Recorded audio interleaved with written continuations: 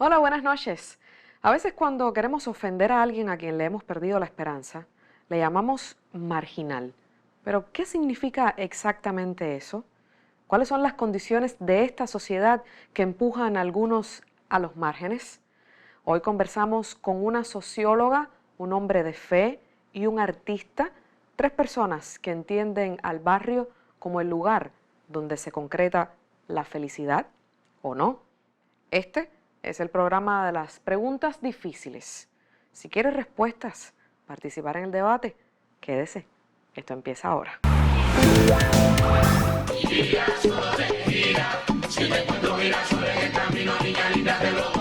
Te lo compro, te lo compro, te lo compro. Antes de la revolución, el barrio marginal estaba bien definido. Había áreas de La Habana donde una niña decente no podía caminar. Cuando triunfa la revolución, se eliminan esos barrios, pero esa marginalidad que queda en la forma de ser y de pensar de la gente se trasladó prácticamente a todos los barrios. Las personas marginales, como se dice vulgarmente, a veces se dice, las personas dicen que son personas del bajo mundo porque no trabajan, porque siempre están hasta altas horas de la noche en la calle. Pero como mismo tú me decías, no se puede catalogar a todas las personas iguales, porque se vive en una ciudadela, porque se vive en un solar. Hay personas que producto de la situación económica que puede haber en su país y en nuestro país, no tienen una condición de trabajo y sin embargo tienen un estándar de vida muy bajo y se convierte en una persona marginal. Como barrio marginal yo considero que son aquellos que las condiciones económicas y de vida son bastante negativas o no están a la altura de lo que nosotros como sistema pensamos que debe tener la población, ya sea por las condiciones de la vivienda, ya sea por la situación económica, y eso conlleva a que en ese medio de cultivo se desarrollen gente que son ladrones, que son antisociales, o sea, que tienen esa forma de vivir al margen de la sociedad. Pero para hablando a los criollos, el marginal son la gente que por su estatus social la tienen un poco apartada y no la dejan llegar a los lugares donde están los demás. Creo que el que se siente y el que es marginal porque no lo hay en estos momentos es porque ha querido, porque nuestra revolución le ha dado oportunidad a todo el mundo para hacer algo, para ser alguien y para no ser un marginal. Hay dos tipos de marginales, el sinvergüenza, por decirlo de una forma, y el que es una persona honesta y con principios, pero su condición no lo ha llevado a tener una vida decorosa. Yo tuve una sanción en el cual fui preso, pero bueno, gracias a la revolución, gracias al pueblo, salí enseguida, me reincorporaron a la sociedad, se olvidaron todo lo que había pasado, me dieron mi cargo de CR de nuevo y mi cargo en la zona. Ahora tengo más responsabilidad porque ahora soy asistente de la delegada del Consejo Popular y del Poder Popular, y ahora apoyándome fielmente a estos principios y esta pandemia apoyándola en todo lo que sea necesario. Y es una persona digna de ayudarla para comprometerla y que vuelva a entrar teniendo su libre albedrío, volver al cauce de la sociedad en el sentido general. Yo conocí a un florero que por mi casa pasaba, si no tenía dinero. Hay personas que tienen dinero y son marginales, porque no tienen principios en su vida, a pesar de que tengan dinero. Hay gente que tiene dinero, puede ser marginal y puede pensar de diferentes formas y actuar de forma inadecuada. No solamente el pobre o el que no tenga un trabajo es un marginal. Muchas veces porque no trabajan, no les gustan trabajar, quieren estar viviendo del invento y ellos mismos están marginados. Porque si tuvieran un trabajo fijo, si les gustaba trabajar, si les tuviera prosperar ellos, no sucedieran estas cosas. Porque muchas cosas suceden porque quieren vivir del invento.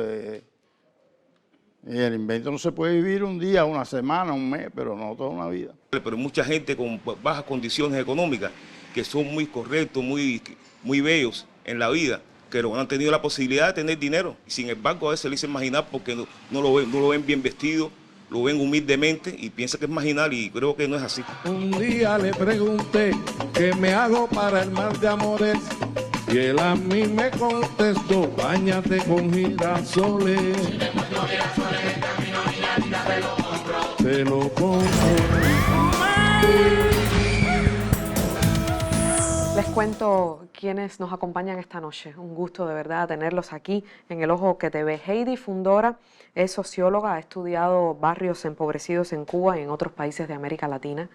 Nacida en el Canal del Cerro, ha vencido ella misma estereotipos por ser mujer, también por el color de su piel, y comprende que hasta el barrio más complicado de La Habana es susceptible al cambio. Gracias por estar aquí.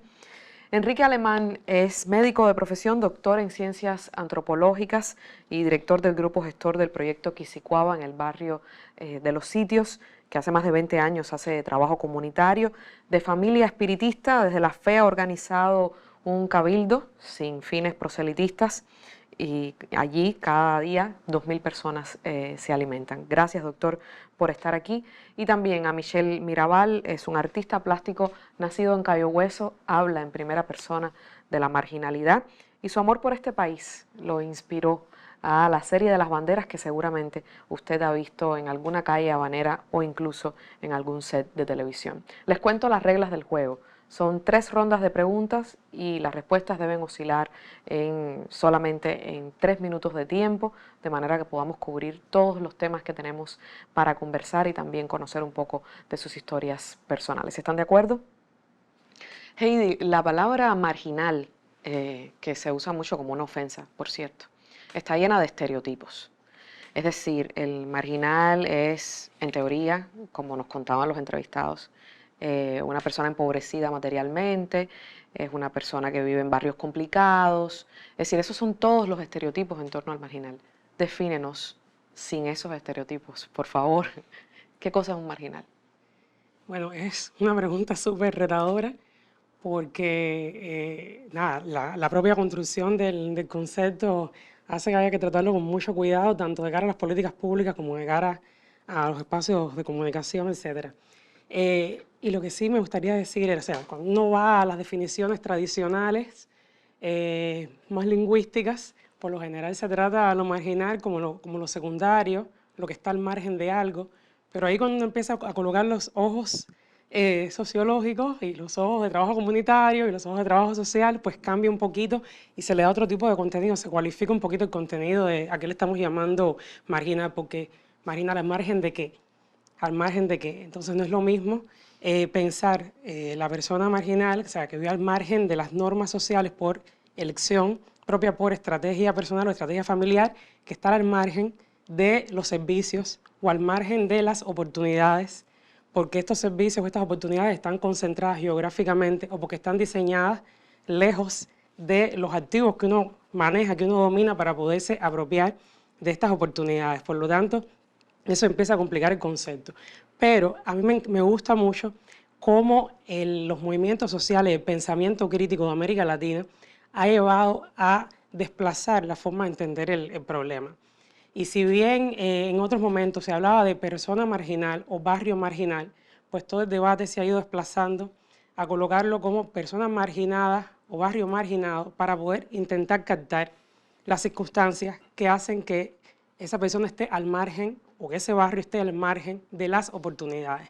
Y eso fue un aporte muy importante que además es el pensamiento crítico latinoamericano nuestro, ¿no? A la forma de pensar este tipo de fenómenos, porque fue muy conveniente para el sistema dominante a nivel universal, pues construir la imagen estereotipada de marginal, además después muchas veces asociada a la pobreza, que también llevó un tipo de políticas sociales donde convenía ese tipo de segregación. Eso le era funcional a un sistema dominante. Entonces este pensamiento crítico latinoamericano empieza a colocar el foco sobre eso y a intentarlo captar de una manera diferente, también como hicieron con la pobreza. No hablemos de pobres, hablemos de personas empobrecidas. No hablemos de vulnerables, hablemos de personas en situación de vulnerabilidad, porque el atributo no lo tiene la persona en sí, la persona no nació con eso. O sea, entonces habría que entender qué circunstancias colocaron esas personas, esos grupos o esos barrios al margen de las oportunidades o al margen de la norma social, al margen de los servicios, al margen de los bienes que hacen falta para la movilidad social. Entonces, el concepto de lo marginal yo creo que pasa por todo eso, y ahí también puntualizar una idea, y es también cómo manejarlo para no generar ni estigmatización, ni tampoco el construir estereotipos, pero tampoco victimización, porque también todo eso hace daño después a la hora de cómo encarar y transformar este tipo de elementos. Esa es una de las preguntas que vamos a hacer más adelante. Otro de los estereotipos, doctor Alemán, es que la persona marginada es marginal o vive en condiciones de marginalidad porque quiere, porque lo escoge. ¿Es esto así? Bueno, indudablemente las determinantes sociales influyen. Las determinantes sociales son cómo la gente nace, vive, trabaja, estudia, cómo recrea sus concepciones simbólicas de la cultura, su religión. Cuando nosotros abordamos desde la academia y desde la investigación práctica a nivel comunitario, en el país vemos que no se comporta de igual manera en todas las provincias, que no se comporta de igual manera en todos los barrios, y esta marginalidad tiene un componente muy interesante, que es la automarginalidad. En la medida que el individuo quiera sobreponerse a algunas determinantes sociales específicas, dentro de la que indudablemente está la geografía, el barrio, la familia, la cultura, lo que heredamos, el componente de diversidad cultural. Recuérdense que el reservorio natural de la diversidad cultural es el cerebro humano. Ahí emanan las costumbres, las tradiciones, las formas de ser, la forma de actuar, hasta cómo heredamos hacer un arroz con leche de familia en familia. Y en la medida de que este individuo quiera superarse, quiera saltar esas barreras de alguna manera y convertirse, integrarse y no vivir al margen de qué. Me parece muy interesante lo que hemos hablado, de qué marginalidad hablamos y al margen de qué estamos y cómo yo me quiero mantener en un grupo marginal o quiero salir en un país además que ofrece un abanico de opciones y de posibilidades, donde indudablemente está el acceso a la salud, está el acceso a la educación, está el acceso al emprendimiento y otros, y cómo yo quiero tomar esas oportunidades que me da la vida y salir de algunas determinantes que tengo desde el propio nacimiento. ¿Y de qué depende que la gente quiera salir o no? Bueno, salir de la marginalidad depende en primer lugar del ser humano, en que tú identifiques tus objetivos, tus oportunidades, de dónde vienes, quién eres y hacia dónde quieres llegar. Y obviamente depende de las opciones, depende de la ayuda, de programas, de políticas públicas que podamos facilitar esa atracción y ese ingreso a ese pueblo y a esa sociedad de todas y todos. Michelle, nacido en Cayo Hueso, con una temprana juventud convulsa, eso lo sabe todo el mundo. ¿Tú te consideras un marginal o que en algún momento viviste al margen, de acuerdo a estos conceptos que nos han contado antes? Bueno, yo nací, como sabemos, en Cayo Hueso, en un barrio mal llamado marginal, porque no todos eran marginales. Yo y mis amiguitos de la temprana juventud y adolescencia y niñez, para nosotros Cayo Hueso era nuestro Cayo Hueso querido. Era el lugar más importante que teníamos en la tierra, es decir, no había otro lugar donde nos sintiéramos mejor que ahí. Nosotros incluso íbamos a las playas de 16 a bañarnos ahí en los arrecifes y demás, y veíamos esas casas grandes y no sé qué, y decíamos, coño, tremendo vago. Pero cuando regresamos a nuestro lugar, era ahí donde pertenecíamos, es decir, no queríamos mudarnos, queríamos estar ahí, porque ahí era donde daban las opciones de hacer lo que hacíamos. Hacíamos tantas cosas que de muchas no me siento orgulloso de eso. Es decir, yo fui esos muchachos que fue alveado, vendió caja de tabaco, PPG, buscaba chicas para extranjeros, cobraba comisión por el alquiler y cosas de esas. No me siento orgulloso de eso. Yo he dicho esto en muy pocos lugares porque me da vergüenza, ¿no? Y cuando llego al barrio encuentro amigos que están en ese mundo, todavía están en el invento, como decían ahorita ahí en el televisor. Están en el invento, están tratando de sacarla de donde haya, y muchos de ellos no quieren salir de ahí. Muchos de ellos esa es su parte de confort. Es decir, con eso ellos llevan comida a la mesa de sus familias. Y también conozco muchos que tienen plata, tienen dinero, y no quieren salir de ese confort que tienen ellos. Es decir, no tienen ningún interés de salir de ese mundo. Sí conozco a muchos que sí quisieran salir de ahí.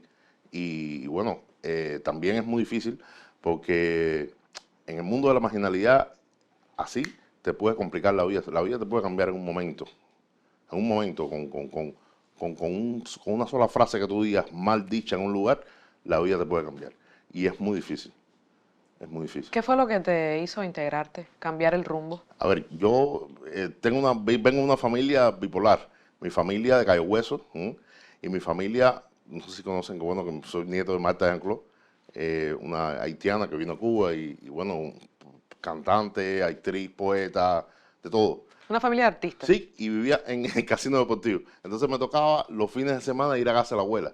Me sentía bien, muy bien con ella, no sé qué, pero en el entorno, con los amiguitos de ese barrio, no me sentía bien, porque era gente que estaban hablando de cosas que para mí eran fantasías.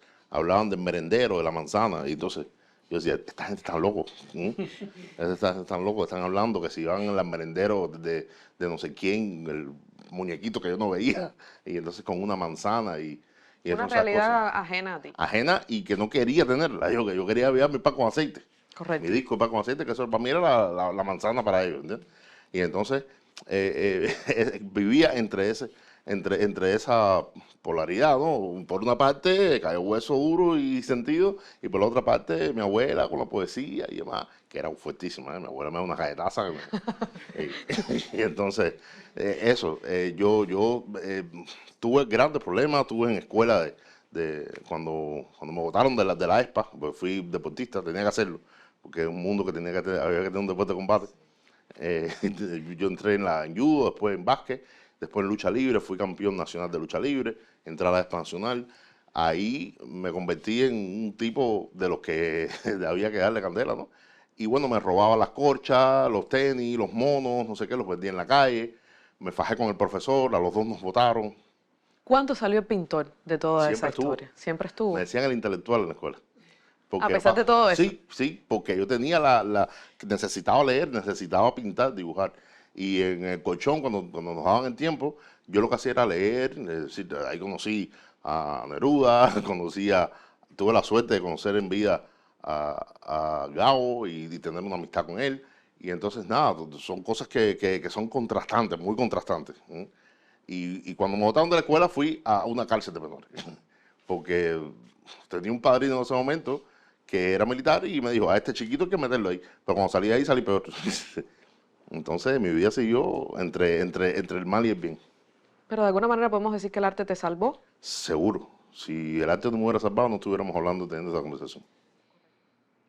Y para comprender otra perspectiva de la marginalidad, fuimos a conversar con Ernesto Daranas, director de cine, y que ha contado en sus películas también rostros, razones que tienen personas que se sienten marginadas. Veamos qué nos dijo. Yo soy de San Isidro, ¿sabes? De puro San Isidro. Pero crecí en un albergue. Mi madre y mi padrastro templaban ahí al lado de mi cama. Yo lo que hacía era que cerraba los ojos. Empezaba a soñar con mi infancia en aquel solar de mierda que por poco se nos cae encima.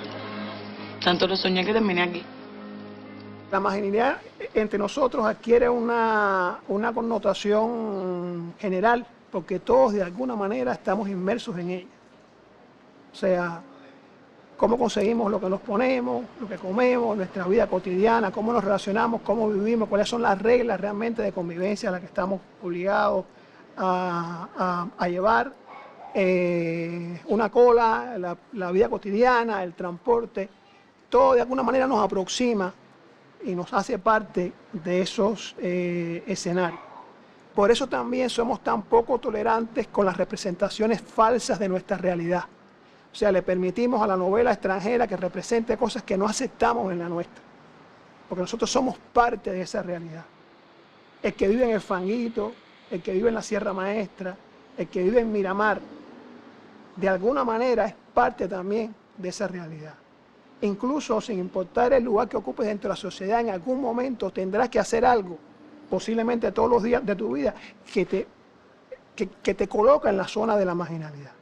Entonces, por lo tanto, es un problema mucho más complejo que la representación que se hace desde el arte y la cultura. O sea, creo que la marginalidad en primera instancia es un grave problema de nuestra sociedad, en su concepción misma, en su estructuración misma, en sentido general. ¿Tú crees que una pelea de perros sea lugar para un niño?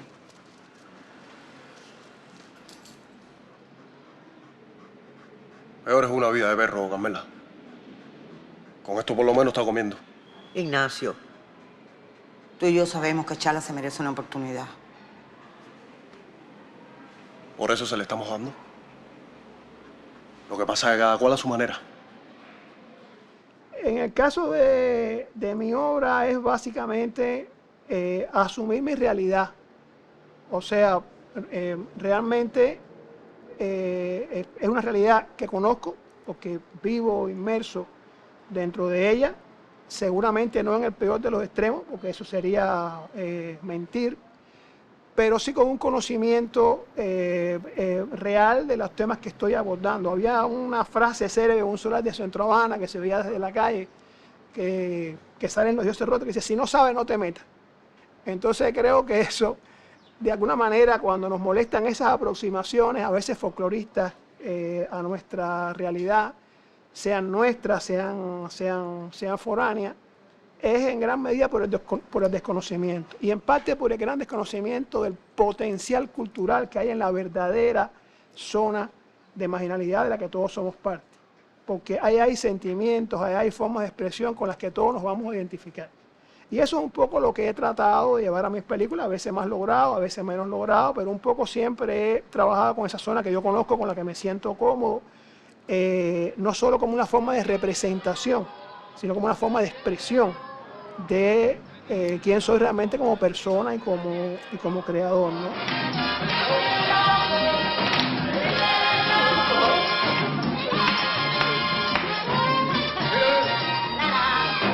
Ya lo aprendí, ya lo aprendí, ya lo aprendí, el pilón es sin Tenemos más preguntas y vamos a introducir en este debate otro tema.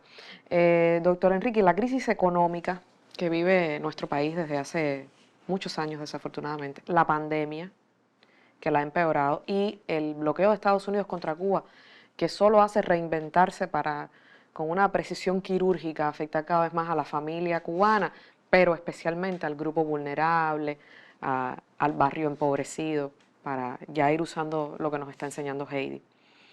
El costo que tienen las crisis combinadas que vive este país se expresan de manera diferente en los barrios complicados, por ejemplo, en los sitios donde usted nació y donde trabaja. Indudablemente, como él decía, cuando él iba a casa de su abuela era un ambiente diferente, con mucho tacto también desde la sociología y la antropología, porque no dejaba ese espacio de tener su marginalidad también. ¿Estamos claros? Las escenas de las cubanas y los cubanos en su vida diaria son escenas de heroísmo cotidiano. El bloqueo, las crisis económicas, el peor virus que ha sido la propia pandemia en sí mismo, ha demostrado cuánto puede lacerar el funcionamiento casi habitual de cualquier familia. La generación de las crisis crean grandes convulsiones familiares, crea un sismo dentro de la familia. Él decía cosas que la hemos vivido en los programas y los proyectos que manejamos en La Habana y en el resto del país. Nuestros jóvenes tienen que inventar en ocasiones que nunca puede ser la justificación para inventar. Hoy a veces cuando analizamos las familias y estudiamos la familia, nos damos cuenta que el joven o la joven no está delinquiendo, sino está luchando. Exacto. Es algo que tenemos que además prever, que tenemos que orientar. Quizás estas crisis hacen que se adopten estilos de vida ni sustentables ni sostenibles como verdaderas filosofías ante la vida, que es un error. Indudablemente los efectos del bloqueo han llegado hasta la médula de la familia cubana, han estremecido y solamente ese gran soporte cultural, la capacidad de resiliencia del pueblo de Cuba, heredada de nuestras culturas primigenias, de nuestras culturas aborígenes, hace que salga lo mejor de cada ser humano cada día a día. Indudablemente esto tenemos que calzarlo con programas, con políticas sociales, con programas comunitarios desde la sociedad civil, cubriendo todo aquel espacio que nos puede quedar vacío a merced de otras personas. Heidi, hay un tema que también se está debatiendo mucho en estos momentos, que tiene que ver con la instrumentalización de las deudas sociales que hay en este país para el cumplimiento de agendas intervencionistas que niegan la institucionalidad en Cuba y que llaman a poderes extranjeros a que vengan a resolver nuestros problemas con guerra, con muerte, división, desigualdad y restauración, que es el sueño de algunos, la restauración del pasado. Son las comunidades vulnerabilizadas, las comunidades que están al margen de oportunidades que ha dado la revolución, más susceptibles a esas agendas de subversión. Eso está muy bien pensado, no solo para Cuba, sino cuando uno estudia experiencias internacionales, evidentemente, desde el enfoque de necesidades, colocar el dedo en la llaga, aparecer con posibles satisfactores, como les decimos nosotros, para satisfacer esas necesidades que uno tiene identificadas, claro, se convierte en el cepo perfecto para poder llevar a cabo ese otro tipo de agendas. Pero a mí siempre me gusta mirar no solamente lo que se está haciendo fuera de, sino mirar hacia adentro. Y sobre todo preguntarme entonces por qué llegamos hasta ahí, ¿no? Y ahí muchas veces me pregunto qué ha pasado con esas distancias y con esas brechas entre el diseño institucional nuestro y este tipo de barrios, este tipo de grupos, este tipo de personas. Para no solamente buscar un chivo expiatorio fuera de, que evidentemente claro que hay intenciones, o sea, no se puede vivir con ingenuidad, pero también me gusta mirar lo que está en nuestras manos y que sí podemos transformar.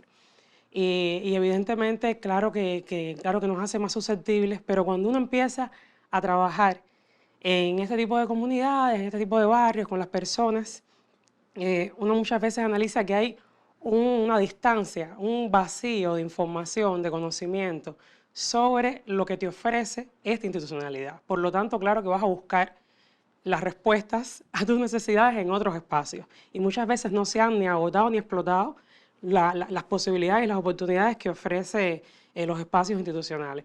Una anécdota breve, bueno, estoy trabajando con un proyecto sociocultural en mi barrio. ¿Cuál es tu barrio ahora mismo? El proyecto La Séptima Gruta, que está recién comenzando y bueno, ojalá que los muchachos y muchachas estén también compartiendo el programa. Y cuando nos ¿En acercamos, qué lugar de La Habana es en Luyano, radica en Luyano, entre circunscripción 1 y otras circunscripciones. Cuando empezamos a trabajar, mi primera pregunta fue, ¿ustedes conocen de los concursos de arte, de literatura, de música que se realizan? No. ¿Alguna vez han venido instructores de arte acá? No. ¿Se han acercado a la Casa de la Cultura? No. Entonces, bueno, claro, después quieres ser artista y te visualizas solamente siendo un youtuber o posicionándote en Instagram o que aparezca una mano maravillosa externa, el hada madrina, exactamente, te descubra y entonces que la trayectoria de vida sea esa, ¿no? La mano milagrosa que salvó a J Balvin, que salvó a Bonnie, y entonces, claro, eso es lo que uno visualiza. Una y industria pierde de vista. hollywoodense, una narrativa. Exactamente. Y entonces, este tipo de elementos que forma parte de la institucionalidad, que además yo muchas veces les digo, ojo, sus madres y sus padres, si trabajan y pagan impuestos, pues contribuyen al presupuesto social con el cual se financian todas estas oportunidades, aprovechenlas. Entonces siempre estamos en ese debate para que justamente pues tengan acceso a eso y se acorte un poco la distancia entre las oportunidades y cómo la gente puede aprovecharlas. Michelle, hay en el debate que está viviendo Cuba en este momento, hay un llamado a la polarización, sobre todo una presión fuerte sobre los artistas. Y algunos han asumido discursos, posiciones hostiles hacia el mismo sistema que los hizo artistas a veces, hacia su país, hacia su pueblo incluso. Y hay, como te decía, un empuje a determinaciones, a polarizaciones. ¿Cómo has resuelto tú este llamado a ponerte en una de las dos esquinas, en la roja o la azul? En primer lugar, no me considero en ninguna esquina. Yo me considero que, bueno, tengo la suerte en primer lugar que no soy músico, que no pagan entradas para ir a verme. Porque amén de la decisión que yo pueda tomar en uno de esos bandos, mi arte no depende de esa gente que me atacan. Es decir, los músicos sí, los músicos para hacer un concierto tienen que pagarte, y si te hacen una de esto como me han hecho a mí, pero ninguno de ellos me paga una obra mía, es decir, no pueden o que quisieran. pero un concierto sí, y entonces te hacen un boicot y es problemático, porque normalmente si tú realmente quieres posicionar tu carrera afuera, internacionalmente, tienes que ir con una disquera afuera, el caso de los músicos y demás, y esas disqueras dependen de quién le paga sus conciertos, y ahí se les crea un caos grandísimo. Yo, fíjate, yo soy amigo de todas esas personas, y creo que me sigo considerando amigo de ellos, porque que ellos tengan una manera de vivir políticamente, o créanlo o no. Mira, yo tengo amigos que no son afines con Cuba, pero son amigos míos de toda la vida, y yo no les voy a quitar mi amistad por eso, a no ser que me la quiten a mí como si la han hecho algunos, pero yo no lo voy a hacer. De hecho, yo abogo porque las personas que piensen diferente puedan simplemente respetarse, porque así como debe ser, pienso yo. Y en mi caso, sí he tenido afuera gente, pintura con sangre, me han dicho en Miami, me han vandalizado murales que he hecho y demás. Y sí, he tenido esos problemas, pero escapo porque esas personas, incluso las personas que no están afín con el gobierno cubano, que consumen mi trabajo, el arte plástico, es decir, no les importa cómo tú pienses, simplemente lo que quieren es tener tu obra. ¿Por qué? Porque ya tú tienes una visualidad y esas personas lo que le interesan es tener al artista, la obra del artista, no lo que piensa el artista. Y entonces eso realmente, en el caso de los plásticos, no es tan así como en el caso de los músicos, la gente de teatro, que bueno, sí depende de un público que sí los tiene que apoyar o no. Así es. El presidente cubano ha trabajado intensamente en visitar los barrios, en visibilizar las deudas sociales que hay ahí, ha ocupado a buena parte del gabinete del país en esto de una manera intensa. Constantemente estamos viendo las historias de cómo visita barrios y cómo conversa con el pueblo, con la gente, y de alguna manera ha acortado las distancias entre las capas decisoras más altas y el pueblo. Quisicuaba es un proyecto que además no es que empezó a trabajar hace un año, sino que lleva muchos años. También hay otros proyectos que también desde la fe y la voluntad de hacer el bien, el Centro Memorial Martin Luther King es otro que también gestiona programas de transformación integral del barrio. Pero hay fronteras a ese trabajo. Y ahí están las deudas, ¿no? Probablemente la séptima gruta sea una de las que cubra un poco esas fronteras. ¿Cómo se ayuda a una persona marginada sin revictimizarla? Usted en Quisicuaba, que trabaja tanto con el paciente alcohólico, con el habitante de calle, ¿cómo se le ayuda sin convertirlo en víctima una y otra vez? Mira, eso es muy importante. Heidi comentaba de aquellos espacios, de aquellos vacíos que van quedando. Nosotros no podemos permitirnos en un proyecto de país, en un proyecto de nación, que nos queden espacios vacíos. Las experiencias acumuladas nos han demostrado que lo que nosotros nos tocamos nos lo toca cualquiera, sea cualquiera su voluntad, y el que paga manda, lamentablemente. Y de eso ya hemos tenido muchísimas experiencias, además desde la defensa, desde salir a defender perdón, lo que creemos, lo que soñamos, y lo que no perderemos el rumbo nunca, jamás. Nosotros tenemos que sustentar los programas sociales donde el ente a transformar sea el transformador de su propia obra. Nosotros tenemos que dar instrumentos, nosotros tenemos que dar espacios de mutualidad e intercambio, nosotros debemos enseñar, nosotros tenemos que capacitar, nosotros tenemos que dar oportunidades, hablando de obras sociales, de proyectos comunitarios, como quisiéramos llamarle. El objetivo es salvar al hombre, salvar al ser humano. Siempre digo que la patria, que Cuba, tiene presupuestos morales, espirituales, para poder reconocer esto y sumar personas en el proyecto país que continuamos haciendo cada mañana. Esta política de visitar los barrios, mira, es más que una visita. Es un intercambio, es un reconocimiento, es estoy aquí a tu lado haciendo el país contigo. Y ese es el objetivo fundamental de estos programas, lo que se desencadena, el compromiso con la gente, lo que se visualiza, la verdadera cara del pueblo cubano, que es el rostro de todas y todos. y estas visitas del presidente y estos programas, además de otras series de acciones, demuestran la importancia de poner lo que siempre se ha querido y la verdadera voluntad de la revolución, que es poner al ser humano en el centro del problema. Yo creo que esa experiencia y ese intercambio y esa visibilidad renovada que tienen esos proyectos también ha demostrado que no es solamente un problema de la gestión gubernamental enfrentar esas deudas sociales. El ejemplo es Quisicuaba, el ejemplo son otros proyectos y otras organizaciones de la sociedad civil que también trabajan por enfrentar esto. ¿Cuán importante es esta labor coral de que desde todos los lados posibles, y citando al presidente, se le arranque un pedacito al problema? Estos resultados de las crisis que tú mencionabas nos ha enseñado que la responsabilidad es de todo, sociedad civil, llámese pueblo, como queramos llamarle, el Estado, que es imposible que un solo actor evolucione, desencadene y propicie la salvación de todos. Entre todos podemos lograrlo y es mucho más que un eslogan. Yo creo que cada uno poniendo desde su experiencia, desde su conocimiento, vamos a los barrios y vemos experiencias personales en torno a la ayuda, en torno al soporte mutuo, al dar la mano, a andar juntos bajo el mismo territorio, bajo el mismo cielo, en igualdad de condiciones. Y ha dado que el espacio común, la pluralidad de acciones y la conexión entre todos es la solución de ese problema. Heidi, en alguna entrevista dijiste, nací en un tipo de barrio donde hace 32 años atrás casi nadie hubiera apostado a que me haría doctora en ciencias en la Universidad de La Habana. En algún momento dijiste eso. ¿Cómo se acorta la distancia psicosocial, para usar una palabra de la sociología, entre la gente y las oportunidades, como pudiste acortarla tú? Sí, de hecho, invito a los y las televidentes a pensar muchas veces este tema desde su propia historia de vida, que yo creo que eso ayuda mucho a entenderlo y ubicarlo.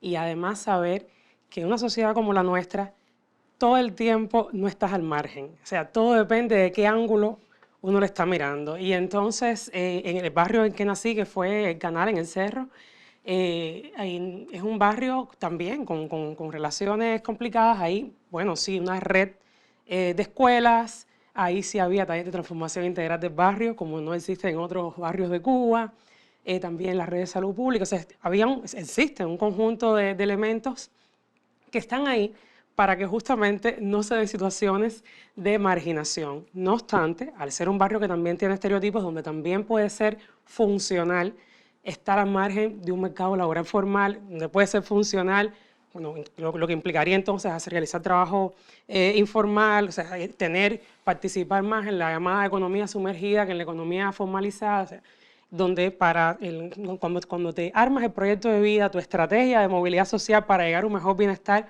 pueden estar todo este conjunto de elementos de actuar al margen de la ley, pues también todo ello te puede condicionar a que uno también elija ese camino. Pero hay un elemento fundamental que le llaman los factores, el entorno protector o factores protectores de la infancia, por ejemplo, que lo trabajan muchos los colegas que trabajan en infancia, como una de mis colegas, Anisabel Peñate, y que está relacionado, pues, cuando tienes un contexto familiar que te soporta y te ayuda y se enfoca en tu proyecto, yo creo que eso es un elemento que ayuda mucho. Creo que también ayuda pues participar, tener la voluntad de participar y que te acompañe la familia y que te acompañen otros actores a que participes en todos los espacios habidos y por haber. O sea, mi familia jamás y nunca dudó en colocarme en cualquier espacio de participación posible, desde el ballet, que además tenía pésimas condiciones para ello, no por negro mulata como muchas veces se estereotipa, sino porque no tenía condiciones físicas para ello, hasta la escuela de música Paulita Concepción, atletismo, participa en todos los espacios, sé parte de algo todo el tiempo. Y también que te preparen herramientas, ¿no? Como lo que nosotros le llamamos las competencias culturales, o sea, arte soy entre las artes y en los montes, montes soy. Porque también eso es un contexto donde tampoco uno puede estar todo el tiempo con determinadas normas y comportamientos porque te pasa una planadora por arriba. Entonces aprendes también a ser funcional en ese contexto, aprendes a ser funcional en el otro y con eso logras la movilidad y bueno, y te trazas un camino y un proyecto donde intervienen muchos de esos factores. También tuvo muy buenos profesores y profesoras que yo creo que tanto la familia, la escuela, que hay en este conjunto de instituciones en la comunidad te pueden ayudar un poquito a a que no se reproduzca una situación de pobreza o marginalidad. Hablando de arte, soy entre las artes, ¿tú no te escondías para pintar cuando estabas con tus amigos del invento? Sí, porque me decían que estaba flojo. Enrique, ¿tú querías agregar algo? Heidi decía algo muy importante. Nosotros tenemos que diseñar políticas públicas centradas en la cultura de la diversidad, en tratar de atraer al diferente, al que se nos queda rezagado. Podemos tener en todas las manifestaciones del arte una institución en cada territorio que si no diseñamos una política para detectar y atraer al diferente, al que se nos puede complicar, a que nos lo quieren enredar, fracasamos. Esa es la idea, pensar en todo sobre la base de la diversidad cultural.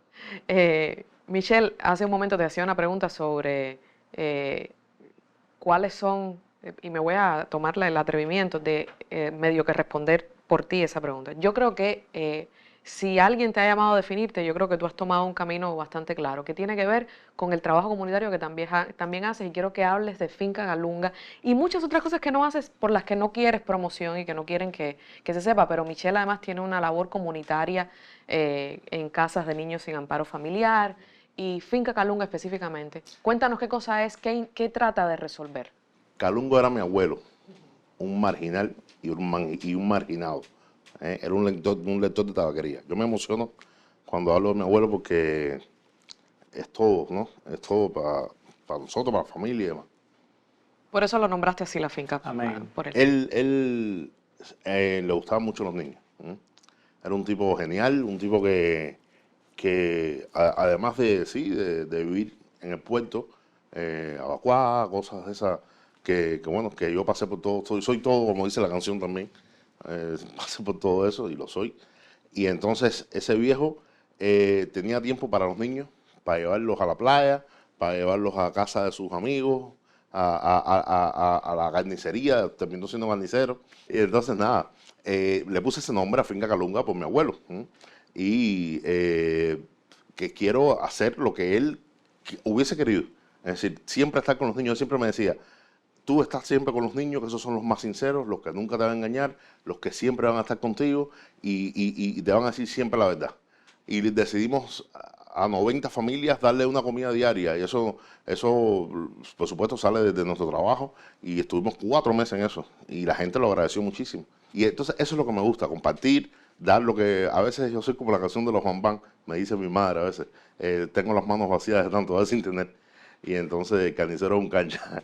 Y entonces, eso es lo que me gusta, eso es lo que me da placer, ayudar. Muchísimas gracias a los tres, no solamente por haber venido a este programa, sino por todo lo que hacen desde sus saberes, sus espacios, por el bien de Cuba, por el bien del barrio, que es al final donde se concreta la patria. Muchísimas gracias a los tres. Gracias a ti que haces tanto también. Gracias. La revolución cubana es una revolución de oportunidades y eso es un verbo que hay que conjugar en presente. Sigue siendo una revolución de oportunidades, pero hay que encontrar la forma de acercar a la gente a esas oportunidades. El desafío está adelante y cómo resolverlo nos toca a nosotros. Nos volveremos a ver. Buenas noches. No dejes pasar la apariencia como si fuera realmente lo cierto. No cierres tu oído a mi voz por más que discrepes con mis argumentos. No abraces lo que no aprovecha por más que estrecho que sea el sendero. ¿Cómo es que dos pueden caminar juntos si no se ponen de acuerdo primero? Quizás anhelamos lo mismo, quizás hasta colaboremos. Quizás nos dividan principios que no violaremos. Pero esta tierra es cosa de todos, el gentilicio es solo el comienzo. Cubano es una condición que te hace honores, pero tiene un precio.